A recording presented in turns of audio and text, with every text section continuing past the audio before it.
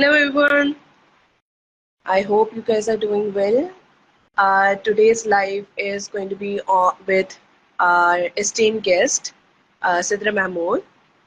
And my name is Isha Sadakat Ali. I'm currently a student at CBM. Yeah. Hello, how, Hello. Hi, Isha. how are you, Sidra? I'm okay. How are you? I'm doing great. It's really nice to have you here. How's your Saturday going? Very well. I was at work, so yeah, after that, I'm back. Working on a Saturday? Saturdays are on. Ah, so let me introduce myself. My name is Isha. I'm a brand ambassador of Cast of Minds. I'm currently studying at IOBM, Business and Psychology.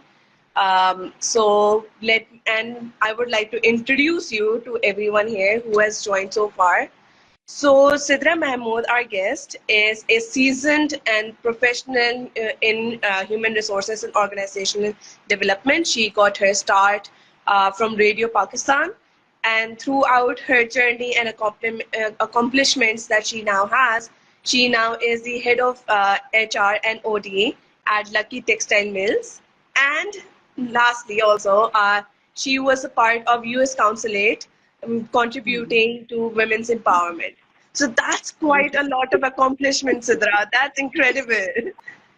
Good research, huh? I'm happy to, glad to know that. Yeah. Like for me, like I'm currently a third year student going into my final year. Like it's honestly refreshing and really nice to see not just a person with such accomplishments, but a woman, like it's not really that common to see that much in Pakistan, especially in organizations. So I would like to first off start off with my questions that like जैसा मैंने अभी बात की कि हमें refreshing काफी है देखना women in positions. Tough So भी है. sorry. मैं कह रही हूँ refreshing तो है, but tough भी है. Tough, no doubt. I highly doubt it. Like no doubt it's होता होगा. तो like taking that in, आप ये बता सकते हैं कि like how does the culture in our Pakistani organizations work और उसको affect कैसे करते हैं with how people work at वो क्या कहते हैं at the organization. Isha very rightly said के एक औरत ही शायद समझ सकती है कि जो जर्नी वो जीती है बाहर से तो लोगों को लगता है कि ओ वाओ वेमेन कार्ड मिला होगा, वाओ सैलरी पर्क मिला होगा, ओ वाओ कपड़े ऐसे पहनती होगी, ओ वाओ टैलेंट तो नहीं होगा, ओ वाओ रिलेशनशिप्स होंगे, ओ वाओ नेटवर्किंग होगी, ओ वाओ फीमेल है ना. So like unfortunately we are in a society. ये आम तासर है जनरली. अगर कोई बहुत ही ज्यादा ना भी बोले तो अमूमी तौर पर in Pakistani society this sits in our mind. Our families, like relatives, or this is how the society is like that. और सोसाइटी कैसे होती है, इनफरादी लोग होते हैं, इंडिविजुअल्स होते हैं, देन ग्रुप ऑफ पीपल बनता है, फिर उनके वैल्यूज बिलीफ सिस्टम शेयर हो रहे होते हैं और फिर इस तरीके से सोसाइटी और कल्चर की डेवलपमेंट हो रही होती है.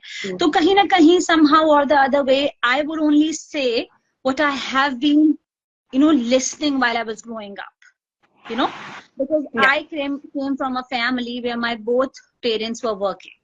Okay. And my father never choose anything for my mother. Okay. My mother used to choose things for herself because this is how my father wants her to be.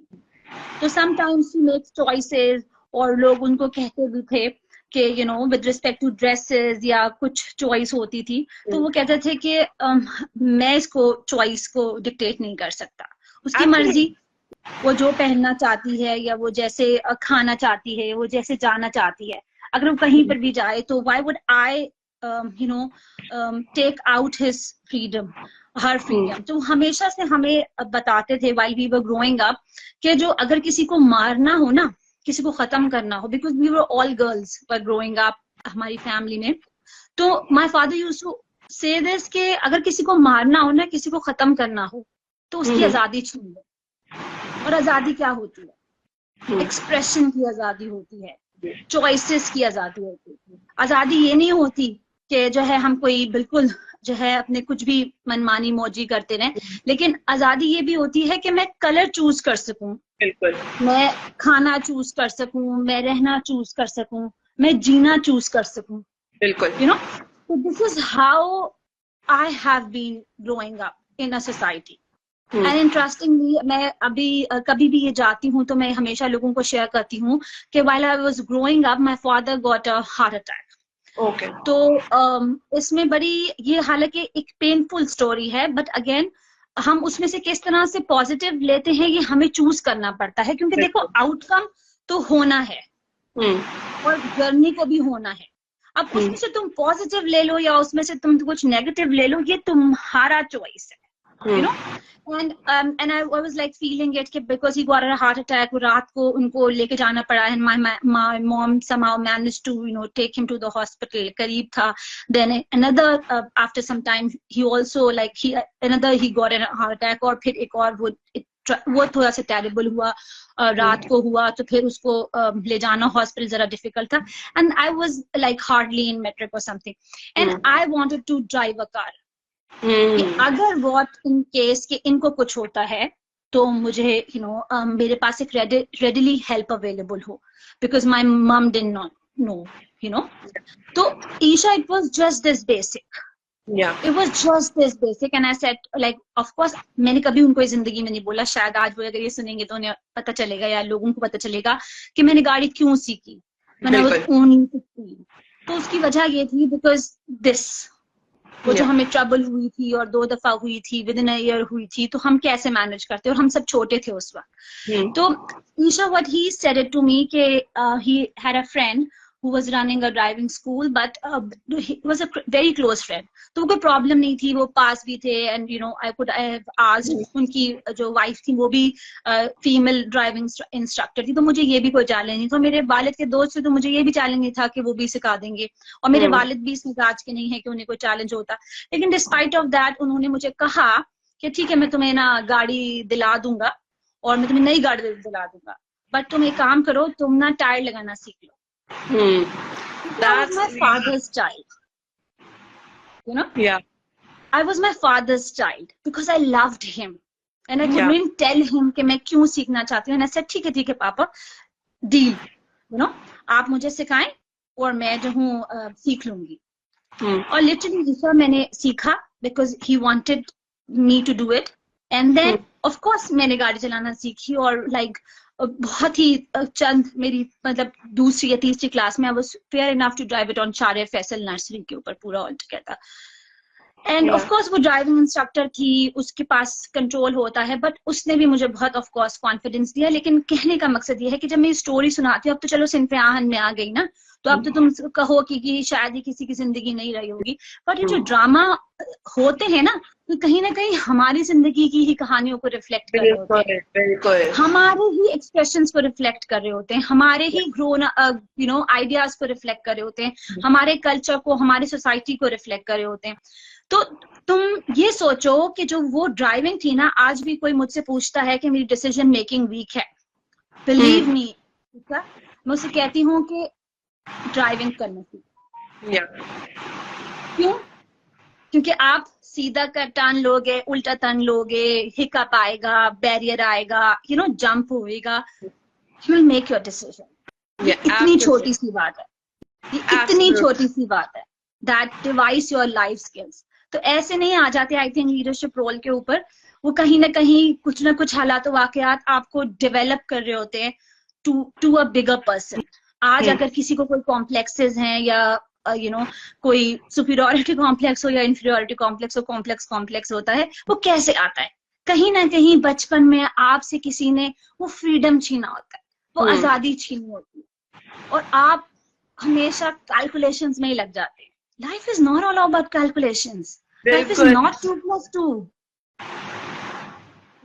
Exact result नहीं आएगा. Yeah, so considering everything you just told me, कि like it must have also, you know, आके like workplace में भी काफी आया होगा from people as well, कि उनके जो reactions होंगे and behavior वो भी stem करता है इन्हीं चीजों से होते होते. You are reminding me of my I think TV1 की टॉक, मेरे शायद इंस्टाग्राम पे अभी भी उसका यूट्यूब का लिंक है, बैक 2011 का, और उसमें मैंने उस वक्त भी शायद इसी तरह की कोई बात हुई थी, और now you are asking the same question. बिल्कुल होता है यार, ये सोसाइटी ही तो है जो आपको प्रोफेशनल्स दे रही है। ये जजमेंट, ये तबसरे, ये क्रिटिक्स, ये नेगेटिव थिंकिंग, ये रॉन्ग आइडियाज, ये कहाँ से आते हैं? कहीं ना कहीं तो हम लेकर आते हैं, और यही हमें, ऑफ कोर्स जब सोसाइटी ऐसी है तो वर्क प्लेस भी ऐसा ही होगा। और पाकिस्तानी माशरे में तो बहुत ज्यादा चैलेंज है। अब तो थोड़ा सा काफी इन्वायरमेंट बेहतर हो गया है, विमेन ज्यादा आपको शायद काम पे नजर आती हैं, जैसे ह्यूमन रिसोर्सेज में तो वैसे भी फीमेल ज्यादा हैं, लीडरशिप पोजीशंस पर भी आपको खवातीन नजर आती हैं। अब वो खवातीन नहीं है जिन्हें चैलेंजेस हैं, अब वर्क लाइफ बैलेंस को समझती हैं, फैमिली रिलेशनशिप्स और हाउस को इंक्लूडिंग ऑफिस संभाल रही होती है। लेकिन मैं तुम्हें एक बड़ी मजे की बात बताऊं Isha, there was my CEO in my last company. I owe him a big space in my heart. He was a finest person, Mr. Indran Tudiachi. He's a South African. So he was looking after Pakistan space. उन्होंने मुझे एक बात समझाई, where I was a Pakistan head for a people development space. उन्होंने मुझे कहा कि Sidra, you are a born star. So wherever you go, you'll always shine. तो तुम्हें कुछ ज्यादा करने की जरूरत नहीं है, क्योंकि तुम शायद खड़ी भी हो तो तुम्हारा जो करिश्मा है वो नजर आता है। बिल्कुल। एक बात जिंदगी में मेरी याद रखना कि you are a female leader. अपनी लीडरशिप में कभी भी ये मत भूल जाना कि you can compromise your femininity, or you can lose the emotions that that is a power in females. तो लीडरशिप बिल्कुल रखो, बट फेमिनिन मोड को रखते हुए। तो उस दिन के बाद I learned that I'm a female leader. It does not mean that I'll grab extra. Which means when I make decisions, I will make sure that the human side, the feminine side of my personality shall equally balanced as into my leadership role. तो leader हो, लेकिन बिल्कुल हर जाविये से वो managed role हो। तो ये मैं प्रैक्टिस करती हूँ अपने करंट स्पेस पर भी, विद रिस्पेक्ट टू मेल्स भी। Out of 150 males I am one of the female head position के ऊपर। But my people, I think, I believe that the organization cultures from the top.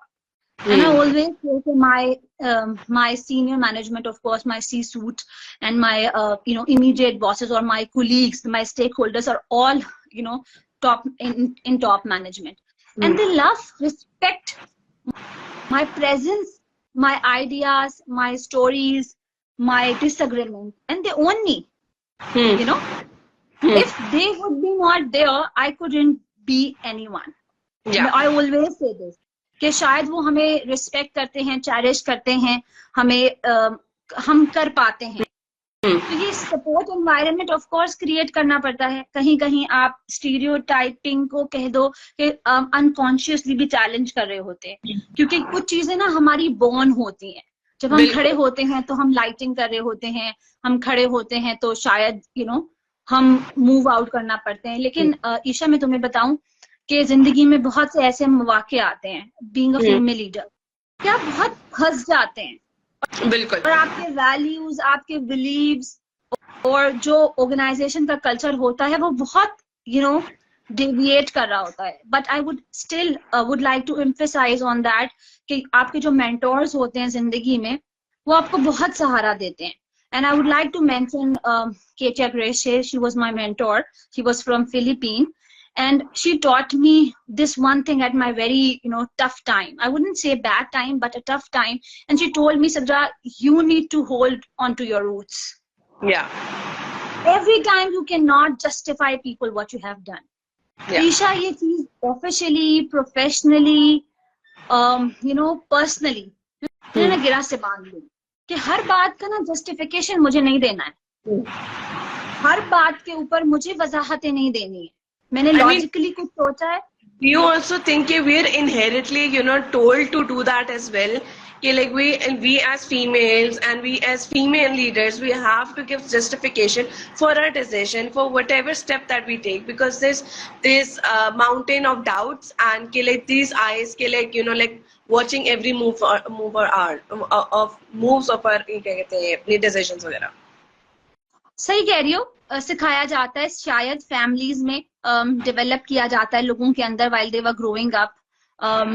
You know अभी तुम अगर drama भी देखो, there was a one drama on Express TV Razia, तो उसमें छोटे छोटे स्टोरीज हैं, तो देयर वाज ऑल समहाउ कोई ना कोई कहीं ना कहीं जिया है, यू नो, और इस तरीके से वो बनता है. तुम सही कह रही हो कि अनकंडीशनली शायद या मतलब अनवांटेडली कहीं ना कहीं हमारे अंदर वो चीजें डाली गई हैं. बट मैं एक प्लेटफॉर्म से ये बात कहना चाहूंगी कि please find the right people. ये जो राइट पीपल होते हैं ना, ये आपके एंकर होते हैं. ये जो मैं बताऊँ ना, टफ टाइम्स थे, जो बुरे वक्त थे, उनमें जो ये लोग थे ना, जो आपके सपोर्ट सिस्टम होते हैं, आपके मेंटोर्स होते हैं, जो लोग आपको चेरिश करते हैं, आपको यू नो वो आपकी जर्नी में बहुत अहम किरदार अदा करते हैं. क्योंकि अगर वो नहीं होंगे तो आप लूज पड़ जाएंगे. बिकॉज एवरी टाइम आप हमेशा हैप्पी मूड में नहीं रहते, हर बार आपका एनर्जी 100% नहीं रहता, हर बार जिंदगी आपके हिसाब से नहीं चल रही होती. कभी कभी हिकअप्स भी होते हैं, चैलेंजेस भी होते हैं, ऑपोजिशन भी होती है, मतलब स्टैब भी होता है और ठीक ठाक होता है, यू नो. लेकिन उस वक्त कैसे संभालते हो, ये बहुत जरूरी है कि you need to have people like industry experts होने चाहिए, इंडस्ट्री के फ्रेंड्स होने चाहिए, वर्क प्लेस के दोस्त होने चाहिए, वर्क प्लेस पे मेंटोर होने चाहिए, आउटसाइड वर्क प्लेस मेंटोर होने चाहिए, और इस तरीके से आपको काम करना चाहिए. ऑर्गेनाइजेशन कल्चर हम डेवलप करते हैं, बीइंग अ लीडरशिप हम बहुत हद तक डेवलप करते हैं, लेकिन ये ट्रिकल डाउन इफेक्ट होता है. It always starts from the top और फिर वो नीचे आता है, स्नोबॉल इफेक्ट की तरह काम कर रहा होता है.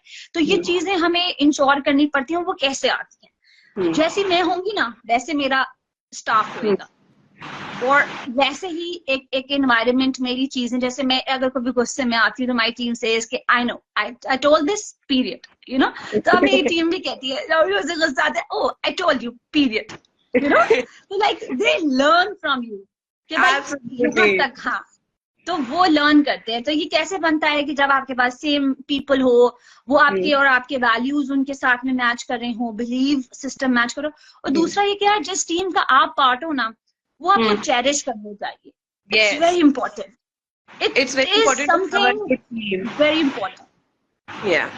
So my next question for you was that you know we have been talking about this topic and you especially told us कि जो आपका organization culture बनता था ऊपर से नीचे आता है, फिर top to down bottom वो है. तो मुझे बता सकते हैं कि can you give me some examples of like the जो हमारे पाकिस्तानी culture है बिजनेस में, जो हमारा ऑर्गेनाइजेशन कल्चर है, वो किस तरह से होता है, कि एग्जांपल्स दे सकते हैं कि Pakistani way of doing business जिससे इन्फ्लुएंस होता है हमारे वर्क प्लेस में. अच्छा, बहुत मजे की बात बताती हूँ कि पाकिस्तानी बिजनेसेस जो है ना, वो फैमिली ओन्ड बिजनेसेस हैं. लेट्स एक्सेप्ट द फैक्ट कि तुम्हें 99.9% फैमिली ओन्ड बिजनेसेस मिलेंगे somehow or the other way. हाँ, ओवर द पीरियड वो स्ट्रक्चर्ड हुए हैं या वो स्ट्रक्चर्ड नहीं हुए, that is a different story. But somehow or the other way, they are family-owned business, which means family is there, which means nepotism is there, which means favoritism would be in line. So let's accept the reality first. And secondly, learn that we as Pakistani are not direct communicators. Absolutely. I think that's like a struggle that we face in every aspect of our life, not just professional but personally as well. हमें मना करना होता है, हम कहते हैं हाँ ठीक है 4 बजे आ जाना. अब वो 4 कब बजेंगे? वो कभी भी नहीं बजेंगे, you know. हाँ फोन कर लेना, you know, or that never happens. So try to learn in what culture are you in. तो एक तो बात है कि हर जगह आपको नजर आएंगे ऐसे लोग. दूसरी बात यह कि आपको समझना चाहिए कि हम डायरेक्ट कम्युनिकेटर नहीं है, और हम पोलाइटली चीजों को, शायद हम इसे पोलाइट समझते हैं, but read between the lines. सामने वाला क्या कह रहा है. मैं अक्सर अपनी टीम को भी बोलती हूँ कि रीड द रूम. उस वक्त आना जरूरी था, तो वो बात इतनी इंपॉर्टेंट थी कि अभी ही करनी थी. you know? क्या वो बात इस सामने इस तरह से ही करनी चाहिए थी. where you could think from another perspective in order to put your point. या कोई और मीडियम इस्तेमाल हो सकता था, डायरेक्टली फोन का, व्हाट्सएप का, मैसेज का, या फिर कुछ और वर्डिंग्स देके जा सकते थे. तो ट्राई टू अंडरस्टैंड कि लोगों का क्या चल रहा है, सिचुएशन क्या है. जैसे अक्सर कहते हैं read the room, just Google all these words, room reading क्या है, डायरेक्ट कम्युनिकेशन अगर नहीं है तो इनडायरेक्ट कम्युनिकेशन को आप कैसे मैनेज करेंगे. तो ये चैलेंजेस है पाकिस्तानी कम्युनिटी के. और ऑल्सो देखो, there is no rule to talk to Isha. There is no methodology to win Sidra. It's just you need to see what person is. और accordingly आप फिर अपनी चीजों को उसके साथ में अलाइन करोगे. बिल्कुल. कोई रूल नहीं है कि something has worked out with Isha will also work out with Sidra. जरूरी नहीं है if Sidra likes something, Isha will also like something. तो लोग फर्क हैं, पर्सनालिटीज फर्क हैं, ऑब्जेक्टिव जिंदगियों के फर्क है. तो मकसद फर्क है, पर्पस ऑफ लाइफ डिफरेंट है, मीनिंग लाइफ को हम कैसे देखते हैं वो फर्क है. तो बस उससे फिर उस तरह बात करो कि उसको वो बात समझ में. It's a family thing. घर में भी कहते हैं ना कि बड़ों का एहतराम करो, बच्चों से शफकत करो. एक्चुअली तुम्हें ना ये सब प्रैक्टिकली बड़ों का एहतराम, बच्चों से प्यार और जो है इनडायरेक्ट कम्युनिकेशन और respect of the people's relationship, I believe. हर एक का रिलेशनशिप तुमसे अच्छा नहीं है डज नॉट मीन वो सबसे खराब कर ले. और अगर तुमसे उसका रिलेशनशिप अच्छा है डज नॉट मीन कि उसे सबसे अच्छा करना पड़े. यू विद मी? तो ये थोड़ा सा आई थिंक हमें लर्न करना पड़ेगा कि हम जागीर नहीं है लोगों की. बिल्कुल. लोग हमारी मर्जी के हिसाब से उठ बैठ गा पी नहीं सकते हैं. They have their choices. उनको हक है अपने फैसले करने का, अपनी जिंदगी जीने का, अपने हिसाब से काम करने का. तो गिव देम दैट स्पेस और just try to fit into each others life in a way that there is no conflict, without compromising anyone's real talent, without compromising anyone's real competence. और एक चीज शायद मैं और ऐड करूंगी जो कि शायद कहीं ओवरलुक ना हो जाए पूरी कम्युनिकेशन में, is also the competence. Yes. So somebody who is a caring leader does not mean कि वो incompetency को भी like करेगा. केयर का मतलब ये नहीं है कि जो टैलेंट नहीं है या जो टैलेंट मेरे हिसाब से सूटेबल नहीं है उसको मैं एंटरटेन करूंगी, क्योंकि मुझे बिजनेस रिजल्ट्स भी तो चाहिए ना. मुझे ऑफ कोर्स मैं एचआर हूँ at the end of the day, मुझे रिटर्न्स दिखाने हैं, मुझे फीडबैक्स देने हैं, मुझे इम्पैक्ट दिखाना है. तो फॉर मी अगर मैं ही कॉम्प्रोमाइज करी होंगी कॉम्पिटेंसी पर तो फिर मैं क्या कल्चर को करूंगी. और केयर डज नॉट मीन कि I am like I can allow any and everything. Let's be real about life in general. Yeah. So my next question is related ke like since you worked, you have like a vast experience in HR and OD. तो जब आपका culture cultivate करने के time आता है within your team, within the organization, so how do you make sure it matches with the values of the organization as well? Because कुछ होते हैं टीम में आते हैं लोग के उनकी personality ऐसी होती है कि not necessarily aligns with the values of the organization. तो कंसिडरिंग दैट कि आप किस तरह से लाइक वो मेक श्योर करती हैं कि आप जो टीम आ रही है सब कुछ है उसका कल्चर ऐसे डेवलप हो कि वैल्यूज भी मैच हो रही हो.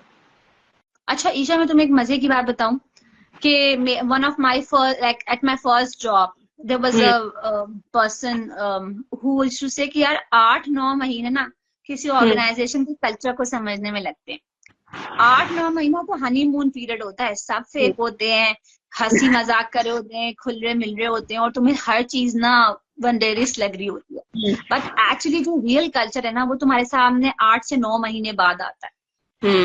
I'm very blessed to have people in my career, honestly, those who are beautifully anchored me to the thoughts. और आज मैं अपनी टीम के साथ शेयर कर रही होती हूँ, या शायद I was a good learner myself, तो मैंने उन बातों को गिरा से बांध के रखा और उन चीजों को हेल्प किया. तो यार 8-9 महीने में तो 3-4 महीने में तुम्हारी प्रमोशन खत्म हो जाएगी, तुम्हें कंफर्मेशन मिल जाएगा, या शायद 6 महीने होगा. लेकिन दोस्त कल्चर तुम्हें 8-9 महीने से पहले समझ नहीं आएगा. All those people who are hanging out with you in your first 6 months, amazingly वो ही तुम्हारे शायद सबसे बड़े स्टेपर हों बाद में, तो वो कैसे पता चलेगा?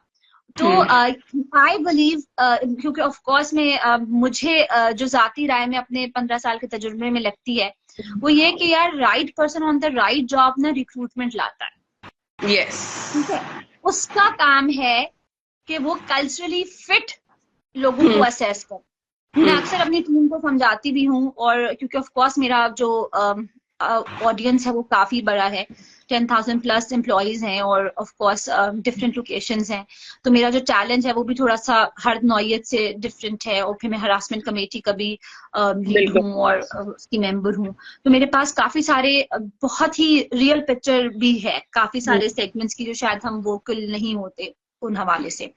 तो जो चैलेंज है ना वो ये है कि अंडरस्टैंड करना पड़ेगा कि आप किस तरह की ऑर्गेनाइजेशन में काम करते हैं, ऑर्गेनाइजेशन में आपकी हैसियत क्या है और आपसे एक्सपेक्टेशन क्या है। दोनों चीजों की आप में क्लैरिटी हो सकता है आप ओवर एम्बिशियस हो और आप जूनियर एग्जीक्यूटिव के रोल पर हो, तो हर पांच फॉर एग्जांपल दिन के बाद आप उसको मूव आउट कर रहे होंगे, अपनी जॉब हंट कर रहे होंगे, 3 महीने बाद पुरानी कंपनी से झूठ बोल के निकले होंगे और फिर आप नई कंपनी में जा रहे होंगे। तो फिर वो भी बहुत इंपॉर्टेंट है कि आपको रिटेंशन कहाँ करनी है और कौन आपके ऑर्गेनाइजेशन के साथ लॉन्ग टर्म चल सकता है। तो मैं अक्सर एक बात कहती हूँ कि जो टैलेंट है ना वो होता है, नेचुरल होता है। बाज दफा टीम केमिस्ट्री के हिसाब से आप स्किल बिल्ड भी कर सकते हो। अगर आपको नजर आ रहा है पोटेंशियल है तो फिर आप जो है ले लेते हो रिसोर्स को और फिर आप उसको अपने कल्चर के हिसाब से मोल्ड भी करते हो। सारे बाकी जो डेवलपमेंट वर्कशॉप्स होती हैं, जो लर्निंग एंड डेवलपमेंट है, of course it's a life long process. ऐसा नहीं है कि हम इस पोजीशन पर हैं तो अब हमारी कोई कोचिंग नहीं होती या हमारी कोई मेंटोरिंग नहीं होती या हमारी लीडरशिप हमारे साथ सेशंस नहीं करती या हमारी ट्रेनिंग्स नहीं होती या हम जो है बाहर जाके दूसरे एक्सपर्ट्स के साथ में जो है ट्रेनिंग्स नहीं करते या लेते या साथ में एक एनवायरनमेंट बूट कैंप्स नहीं होते। हमें भी जरूरत होती है, टीम को भी जरूरत होती है, लीडर्स को भी जरूरत होती है, मिडिल केडर को भी जरूरत होती है कि रिफ्रेशमेंट चाहिए होती है। बहुत से आइडियाज हमें पता होते हैं लेकिन टीम बिल्डिंग एक्सरसाइजेस से या बाकी उसको उस एनवायरनमेंट में शेयर करने से वो रिफ्रेश हो जाते हैं। बाज दफा वाकई कुछ चीजें नई होती हैं जो हम लर्न करते हैं, फिर आके हम प्रैक्टिस करते हैं, इम्प्लीमेंट करते हैं। तो लर्निंग एंड डेवलपमेंट जो है वो हर ऑर्गेनाइजेशन के लिए, कल्चर डेवलपमेंट के लिए एक पिवटल रोल है, इम्पोर्टेंस है उसकी। लेकिन आई ऑल्सो बिलीव कि आप जो टीम केमिस्ट्री है उसको भी देखते हैं और ऑर्गेनाइजेशन की वैल्यू के साथ लोगों को अलाइन करने की भी कोशिश करते हैं। कल्चर में आप फिट ही नहीं है फॉर एग्जाम्पल, तो फिर how could you able to work along that side? Yeah, yes. I honestly absolutely agree with that because like I mentioned, I'm in university as well. I'm university में societies भी होती हैं and the society that I'm part of, we do take these things very seriously as well. We try to incorporate into them ourselves ताकि फिर जो हम step out करें into the real world, professional world, तो हम उनको understand कर सकें. So the question that I was asking you was that I was saying that this next question is really important to me as well because I'm a department head of a society in my university as well. So I wanted to ask, especially in Pakistan का जो culture है सब कुछ उसके हिसाब से रखते हुए, how do leaders help make work culture good and what happens if they don't make the culture good? देखो ये बहुत ही आई बिलीव के लीडर में हर दफा जो है ताकत होती है कि वो चीजों को इन्फ्लुएंस कर सके और वो चीजों में बेहतरी ला सके। ऑर्गेनाइजेशन में अपनी तरीके से काम होता है बट आई बिलीव जो ग्रुप ऑफ पीपल होते हैं ना वो कल्चर बिल्ड करते हैं। अगर मुझ जैसे फॉर एग्जांपल जैसे अभी हम जैसे बात कर रहे हैं तो हम जो लीडरशिप है ना उसको सेम थॉट लाइंस पर, सेम वैल्यूज पर, सेम बिलीफ सिस्टम के ऊपर देखते हैं और उनके साथ अलाइनमेंट बनाते हैं। तो बात दफा ये होता है अब हम जब ग्रुप ऑफ पीपल काम कर रहे हैं तो हमें पता है कि हम डायरेक्टली क्या कम्युनिकेट करना चाहते हैं। तो यार टाइम लगता है, जल्दी नहीं हो सकता है कि मैं तुम्हें कहूँ कि ओवरनाइट हो जाएगा, बट बनाया भी जा सकता है। और अगर ना बनाया जाए तो मैं अपनी बड़ी मजे की बात करती हूँ और मैं बहुत क्लियर हूँ अपने प्रिंसिपल्स पर। वो ये कि मैं ना ये काम ऑर्गेनाइजेशन के लिए या तुम्हारे लिए या अपने लिए नहीं करती। मैं जो है ना, क्योंकि मुझे लगता है कि जो बेहतरी है, जो ऑर्गेनाइजेशन डेवलपमेंट है, जो ह्यूमन रिसोर्सेज के साथ डीलिंग है, और जो एचआर है, वो it's all about facilitating human resources. और ह्यूमन Absolutely. रिसोर्स जो है ना, वो एक ईशा नहीं है, वो Hmm. पूरी ईशा फैमिली है, Hmm. सत्रह नहीं, वो Hmm. पूरी फैमिली है। अब उसमें अच्छा भी होगा, उसमें बुरा भी होगा, उसमें क्राइसिस भी आएंगे, उसमें ट्रबल्स भी आएंगी। तो बीइंग एन Hmm. एचआर मुझे वो तमाम चीजों को इंश्योर करना है कि मेरे जो एम्प्लॉय है उसका एक्सपीरियंस विद माय ऑर्गेनाइजेशन बेहतर रहे। Hmm. Yeah. मैं दे लेवरेज कहीं पर मैं नहीं दे सकूंगी, but I Hmm. Need to make sure कि ईच ऑफ द एम्प्लॉय, यानी कि वो उसका फैमिली इंश्योर रहे। Are you with me? और दूसरा Yeah. मेरा प्रिंसिपल बड़ा ही क्लियर है, दैट आई ऑलवेज से कि मैं ये सब जो है ना अपनी कब्र के लिए करती हूँ, because this is my Hmm. Currency. Yeah. If I I don't want you to love me और वैलिडेट मी। Hmm. पास था तो मैंने बिल्कुल, बिल्कुल। तुम्हारा दोगी। तो being a leader, what we can do is, हम वो दें जो हमारे पास है। हमारे पास लव है, हमारे पास रिस्पेक्ट है, हमारे पास केयर है, कंपैशन है, एम्पैथी है, हम वो देंगे। जो ईशा के पास दे देगा। और जो करेंसी है वो of course life after death, grave, और जो भी तुम्हारा मकसद है, जो भी तुम्हारा मजहब है, जिस भी धर्म की पूजा करते हो, जिस जिस बाइबल को रीड करते हो, जिस स्कूल ऑफ थॉट को बिलोंग करते हो, एनर्जी पे बिलीव करते हो, मेडिटेशन का यकीन है, whatever that you want to live, तुम्हारा चॉइस। बट वो ऐसा हो कि वो लोगों के लिए आसानियां बांटने वाला और खैर बांटने वाला हो। So this Yeah. Is the reason why I love what I do and which is human. Yeah, that's really good. That's really great. Because I honestly, I did resonate with myself as well, resonate with you, with your answers, because I could see myself doing that as well with my current team as well. So, like the last question that I wanted to ask was, when the work culture isn't quite what you want it to be, how do you fix it? बहुत अलग अलग personalities होती हैं। कुछ Hmm. लोग होते हैं कि जो शैलो होते हैं, Hmm. तो वो ऊपर उन्हें पसंद नहीं आता, वो मूव ऑन कर जाते हैं। Hmm. कुछ लोग डीप रूटेड होते हैं, Hmm. Yeah. उसको रास्ते में चलते हैं कुछ लोग, तो कंकर पड़ा होता है, पत्थर पड़ा होता है, लगता है बाइक वाला गिर जाएगा, हटा Yeah. देते हैं। Yeah. So I am a second person. I Yeah. have a result. Yeah. I'm deep rooted. Again, मुझे पता था, one of my managers have given me this feedback कि you have this resilience। और मैंने कैसे सीखी? शायद मैंने अपने लीडर्स से सीखी, जिनको मैं लुक अप टू करती रही अपने करियर में, कि वो छोड़ के नहीं भागते थे सिचुएशंस को। वो उन सिचुएशंस में खड़े होकर, उनको फेस करके, उनको करेक्ट करके, उनको राह बनाते थे, केस स्टडी बनाते थे। Hmm. So this is what I have learned from the people in my journey, and Yeah. this is what I have taken from my life। Hmm. और मैं ये जूनियर्स को भी बताऊंगी, अपने टीम के साथ भी शेयर करती हूँ, और ये जनरल आप लोगों के साथ भी यही है कि देखो, भागने से ना कहीं और जाओगे, वहां पे क्या अच्छा होगा? कहीं और जाओगे, वहां पे क्या होगा? कुछ और तो निभाने वाले बनो ना। मसले तो ऐसा हर रोज हैप्पी हैप्पी हैप्पी डे होगा और मैं जाऊंगी हर रोज, मेरा बॉस मेरे लिए रेड कार्पेट बिछाएगा और मेरी आरती उतरेगी, ऐसा तो नहीं होगा। कभी कभी मेरे पास भी होंगे और मेरे पास फीडबैक्स होंगे, और उन मुझे डेवलपमेंट एरिया समझना पड़ेगा और मुझे उन्हें ग्रो करना पड़ेगा। मैं तो 100% नहीं, आप 100% नहीं होंगे।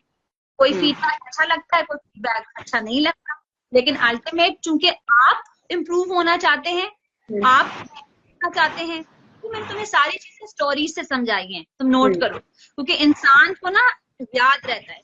ये एक्सपीरियंसेस थे that made me feel, आज मैं जो डिस्कस कर रही हूँ तुमसे या तुम्हें शेयर कर रही हूँ, उनमें मेरी कोई एक्सपीरियंस रहे हैं ना।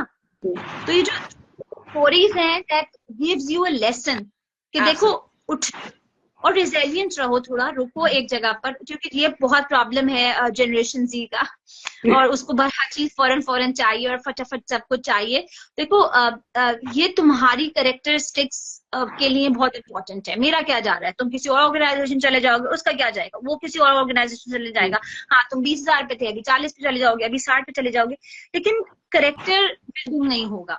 किरदार साजी नहीं होगी। लॉयल्टी जो फितरत में होती है, उसको खरीदा या बांटा नहीं जा सकता। You know, sense of belonging तो मैं क्रिएट कर सकती हूँ, लेकिन तुम्हारे अंदर ऑनेस्टी या इंटेग्रिटी मैं क्रिएट नहीं कर सकती, वो तुम्हारा वर्चू होगा। तो कुछ चीजें आई बिलीव कि जो शैलो होते हैं वो भाग जाते हैं, और जो डीप रूटेड होते हैं वो उन मैटर्स को पहले एक्सेप्ट करते हैं, फिर कन्फ्रंट करते हैं और फिर एड्रेस करते हैं। क्योंकि जाहिर बात है एकदम से आसान तो नहीं होगा, वो एक पेनफुल प्रोसेस होगा जहां पर शायद तुमको भी बताना पड़ेगा कि दोस्त ऐसे नहीं था, ऐसे था, यू नो। उसके बाद हाँ, लेकिन एक और बात भी कहूंगी कि अगर तुम्हारे कल्चर में सारी चेरिशमेंट नहीं है, somebody who is not valuing you, और ऑर्गेनाइजेशन पर्सपेक्टिव में कह रही हूँ, ऑफ कोर्स पर्सनल या रिलेशनशिप में ये चीजें मुख्तलिफ होती हैं। ऑर्गेनाइजेशन के पर्सपेक्टिव में अगर तुम्हें लग रहा है कि तुम्हारा ग्रोथ नहीं है यहाँ पर, let's be honest to yourself, you know. और अगर है तो उससे करियर पाथ तुम ले लो, बिल्कुल अपना एक्शन प्लान ले लो, उससे पूछो कि मेरे अंदर क्या इश्यूज है, या मेरे पास क्या फीडबैक्स हैं, या मेरे क्या डेवलपमेंट एरियाज हैं, मैं किस तरह इंप्रूव करूंगा, या तो वो प्लान ले लो और उन पे काम करने के बाद 1-2 साल रुक के कुछ अच्छा जंप लो। वरना तुम इस तरह हॉपिंग करते रहोगे, तुम याद रखो कि शायद तुम्हारी जिंदगी में पैसे तो बढ़ जाएंगे, बट डोंट कि तुम्हारी हमेशा हॉपिंग में, बिल्कुल बिल्कुल। तो जो है ना, उनको पकड़ना और उसका रिजिलियंट होना, हर चीज अच्छी नहीं हो, वहां पे कोई और इशू होगा, वहां पे कोई और ट्रबल होगा, लेकिन जंप करें, बिल्कुल करियर को एडवांस करें, आई 100% बिलीव इन, लेकिन थोड़ा सा देख कर करें कि आपको जिंदगी से क्या चाहिए। फॉर एग्जाम्पल, अगर आपके गोल्स चेंज हो गए हैं या अलाइनमेंट कुछ मुख्तलिफ हो गई है या एस्पिरेशन की तब्दीली है, तो फिर एक डिस्कशन और है, यू नो। लेकिन एकदम से जंप ले लोगे, वहां पे फिर सेटल नहीं हो सकोगे, फिर डिप्रेशन में जाओगे कि यार ये हो गया, वो हो गया, उसने मुझे डाल दिया, या मेरी आगे नहीं बढ़ सकी, या मुझे देखो इतना चैलेंज आ रहा है। तो डेवलप हो, उसके बाद जो मर्जी आए जहां पर जाओ। ये ऑर्गेनाइजेशंस के साथ भी ज्यादती है, क्योंकि आप जो आपके मैनेजर ने काम किया होता है, वो अपना काम बता के आप जंप ले लेते हैं। So yeah, very so smart. So I wanted to end the session. First of all, I want to first thank you for joining us today, taking out time. It was a very insightful and a very enriching session. One thing that I usually, and I want to, like, I usually enforce it to my team as well. Okay, don't be afraid to make mistakes, and then taking accountability for it as well. So is there any short advice that you have for people, you know, coming into the workplace, जो freshly join कर रहे हैं, university से बाहर आ रहे हैं, is there any advice, a short advice? बहुत ही short advice है कि believe करो अपने seniors को, when they are telling you something, वो होकर आए, बिल्कुल, and they know the hiccups, तो थोड़ा सा patience रखे, you know. Just trust the process. Yeah. Trust the process. Yeah. Or inshallah things will work out for you too. So thank you so much for today, and I would like to thank the audience for joining in. So I hope to connect with you again later on. Sure, happy to do that. So thank you for today, and thank you everyone. We are now logging off. Thank you. Bye. Bye. Have a great day. Have a great day. Thank you.